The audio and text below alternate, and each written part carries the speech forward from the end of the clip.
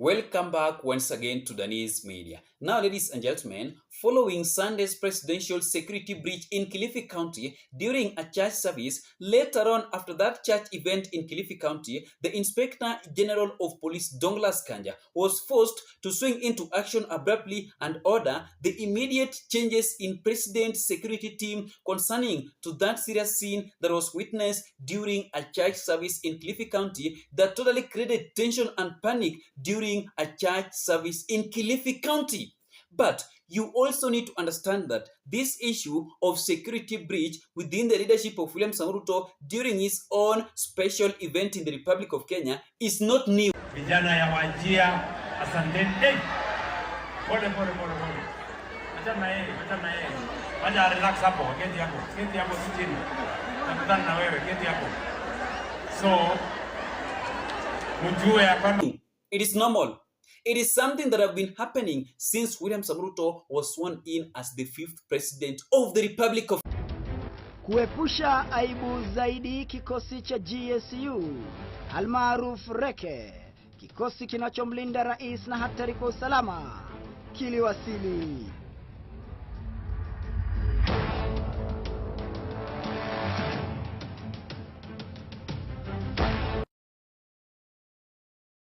Kenya. In fact, it has happened 5 times. So it is not something that is new. This issue of security breach within the leadership of William Ruto during his own event in the Republic of Kenya, together with his crew under Kenya Kwanza government, is not new. Tulisema kwanza tupunguze gharama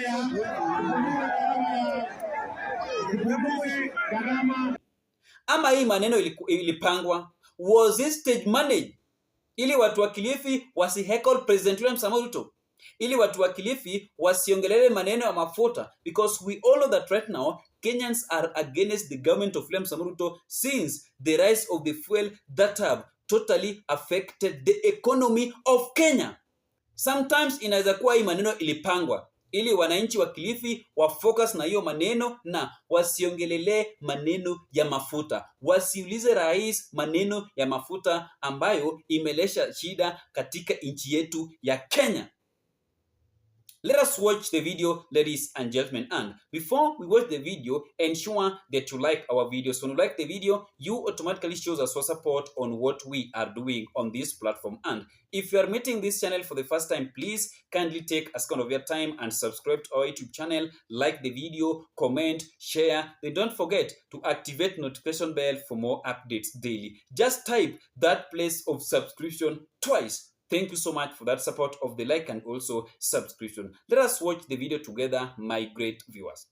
Now, the Inspector General of Police, Douglas Kanja, has ordered immediate changes to the security detail protecting President William Ruto and constituted a special investigations team after a Bible-wielding man penetrated every layer of presidential security and reached the president on a public podium in Ganze, Kilifi County today.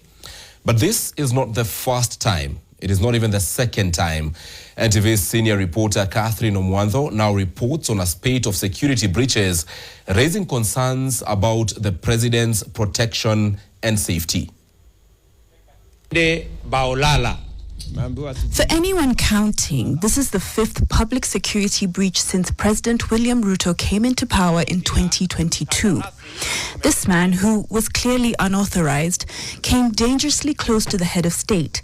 Inasmuch as the president brushed off the incident, it has raised eyebrows and left many Kenyans asking questions.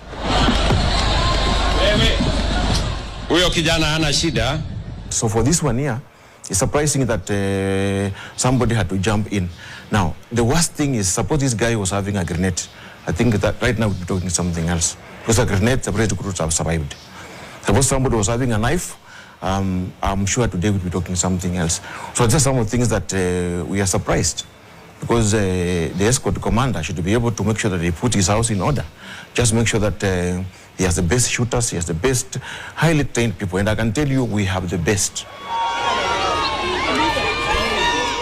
The president doesn't seem bothered by these intrusions. Just a few weeks ago, as he was inspecting progress at Soweto Affordable Housing Project in Nairobi's Langata area, he was almost hit by what seemed like a bottle of water.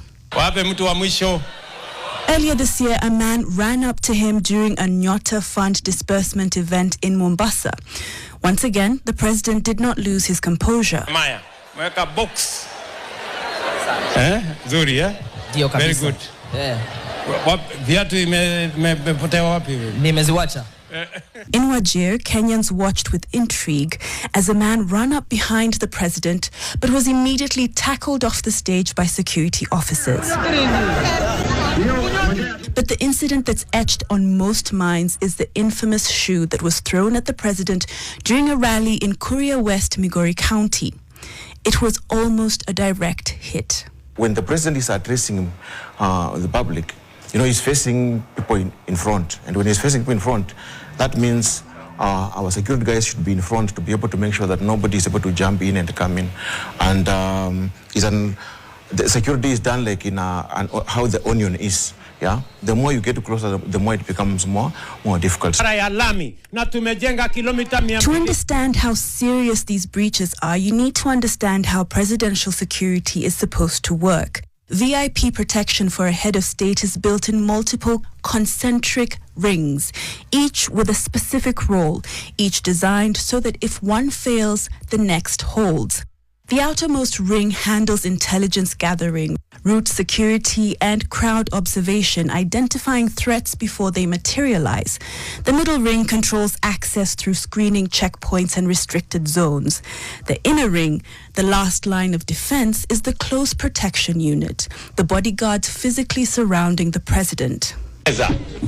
Yes. The system is designed so that the inner rings should almost never be the first to respond. Yet, in incident after incident around President Ruto, that is exactly what has been happening. Heads have to roll down because at the end of the day, the buck stops with the Inspector General of Police because the police have a very good system of being able to know the best team that is well trained from the REC, and this team is normally selected on expertise. This evening, Inspector General Douglas Kanja issued a strongly worded statement describing today's KILIFI breach as, and I quote, unacceptable and a matter of gravest national concern. He has constituted a special investigations team and ordered immediate changes to the presidential security detail.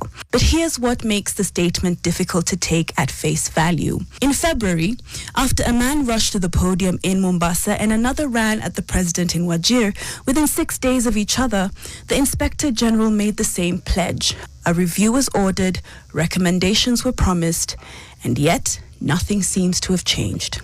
Catherine Omwando, NTV. So that is what happened yesterday on Sunday during a church service in Kilifi County. But it is not something that is new. Maybe the government organize it. So that Kenyans in Kilifi were to have much focus on that scene, ili wasiulize rais maneno ya mafuta, ili wasihekol rais.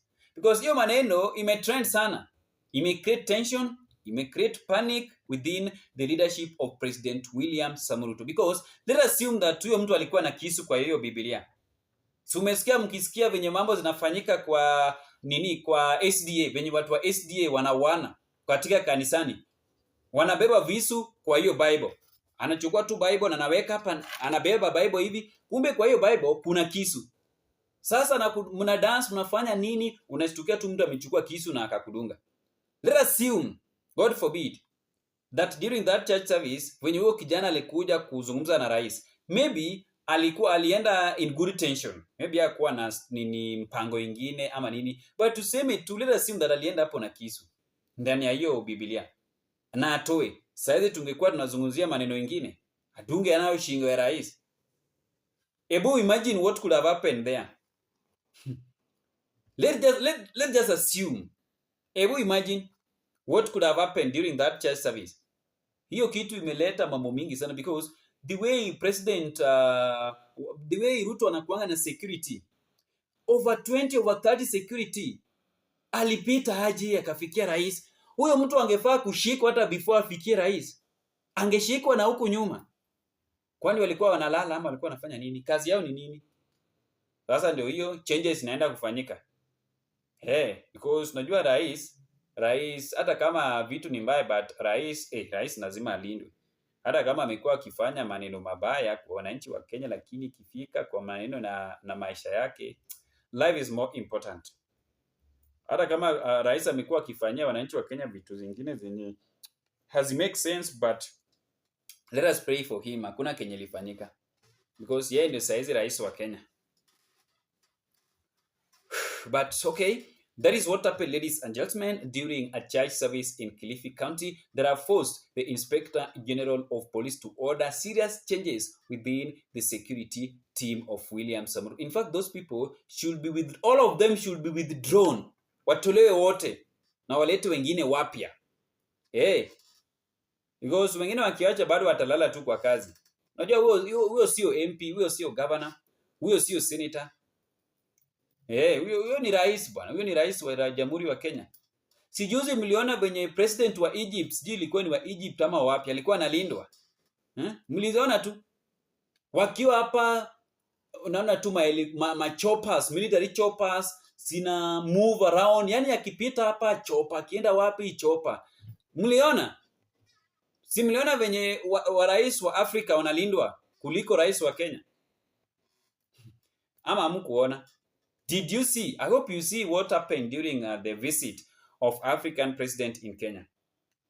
Venye mambo ilikuwa. The security was tight. The president of Egypt, was it of Egypt or of which country? Alikuwa na security ya hali ya juu. Akienda wapi mahelikopta ziko juu. Zinaangalia maisha yake. Lakini hapa Kenya sijui ni shida ni nini. Ama Kasongo hana pesa ya kufuel hizo nini. Ama atakuwa criticized. See you in the next video, ladies and gentlemen. Subscribe, comment, like, and don't forget to turn on notification bell for more updates daily. Bye bye.